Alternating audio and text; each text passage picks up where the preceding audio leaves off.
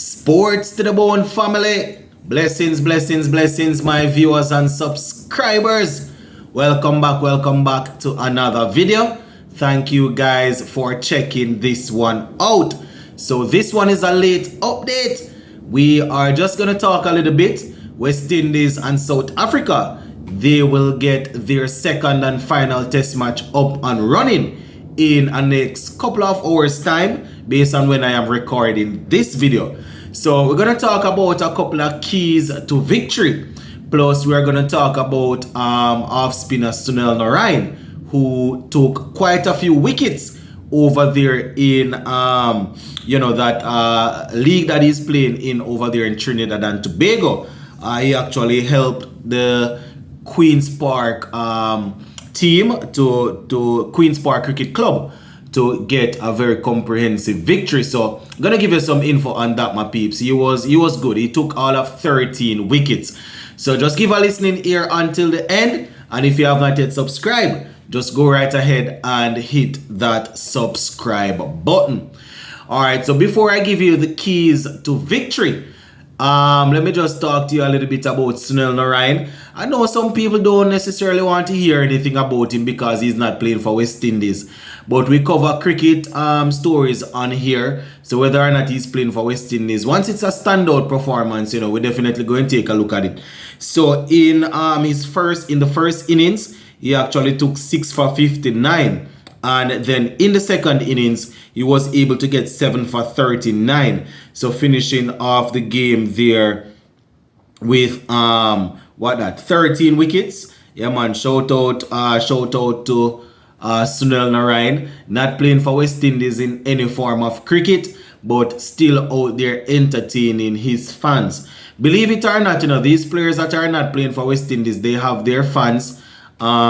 People that will watch them and follow their careers and all of that. So Sunil Narine, they're picking up quite a few wickets, 13 wickets there in that game. So shout out to the man himself. All right, final thing now, my peeps. The main thing that I want to talk to you guys about in this video: West Indies and South Africa do battle in that second test match there.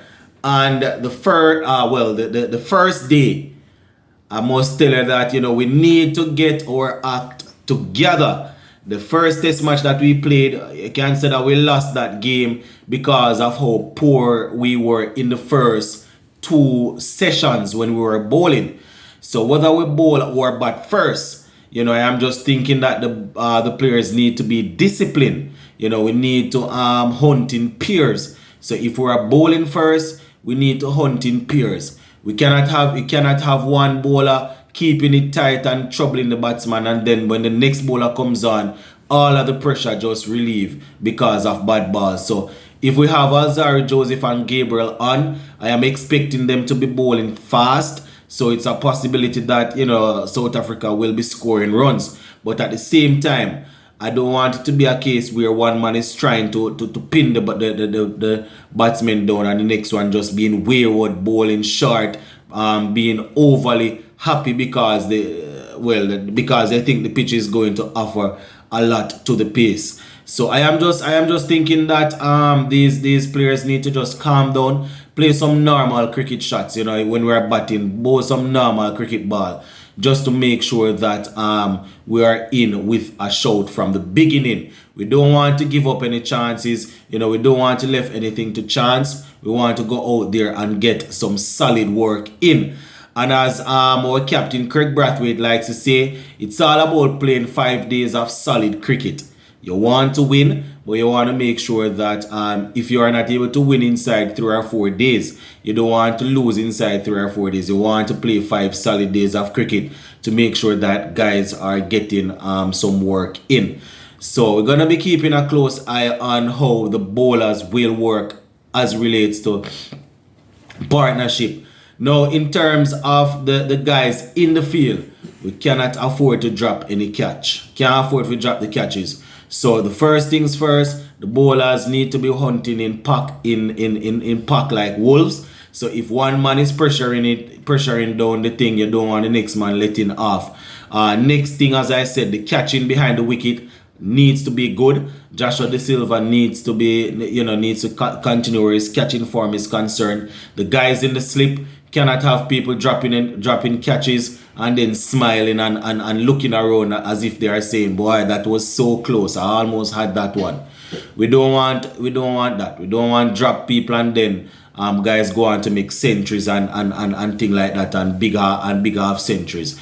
So we want to be clinical in the field. We want to make sure that our groundwork is good. We are picking up the balls. We are firing them to the keeper and making sure that we are keeping the batsmen honest. So that is it in terms of when we're on the field. You understand where the captain is concerned now, monitoring everything on the field. The field, the bowling changes, we can't slip up on that. Fielding changes, we can't slip up on that. Cannot be too defensive too early. Need to hunt for wickets. I mean, if it is the case that it's a test match, so if you give away 20 runs and pick up 2 wickets, that is in your favor. You understand? You give away, and especially in the early part of the game, you give away 20, 30 runs and you pick up 2 wickets. That is good. You understand? So, not saying that the captain needs to be careless or anything like that. But in terms of setting the field, you want to make sure that you are letting the bowlers know that, listen, we trust you. We are giving you the players where you want them. We are not necessarily backing up the place with to try and cover. So if we are bowling, I'm looking for Craig Brathwaite, working alongside Blackwood and the senior players, coming up with plans, getting rid of batsmen and stuff like that.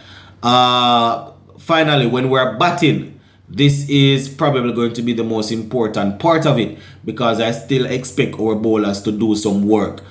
South Africa, they are not the most consistent when it comes on to batting. I mean, they are ranked number 4, so you would think that but if you get a 1 or 2 wickets from time to time, they tend to crumble. So that is something that we definitely can try and get them on. In terms of that. So when we are batting now, my peeps, I want to make sure that the batsmen, they are scoring. You understand? It's not only about trying to survive. I mean, test cricket, especially if you're batting in the top order, the aim is to try and survive, yes, but you want to be scoring. You want to, if you can score at 3 runs per over, if you can go at 2.4 or something like that, or 2.3. That I could work with that for a little while, even though you want to see 3 and above.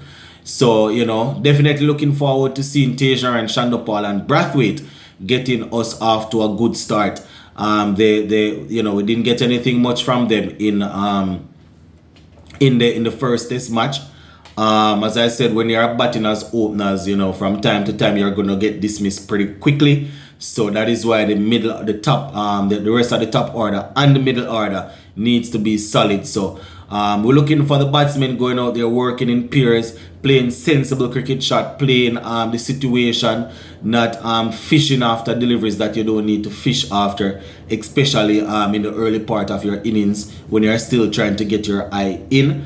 So we are definitely looking forward to the batsmen going out there and dominating. Well, I don't know if dominate is too strong of a word, but looking for the captain to lead from the top, vice captain looking for him to chip in. Senior players like Jason Hole and these guys should be coming in and making sure that they are contributing. So those are just some basic things that I think we need to get right to really stand a chance. So the comment section is open. If there's anything you have that you think the players definitely need to get right, you can just go in the comment section and let me know.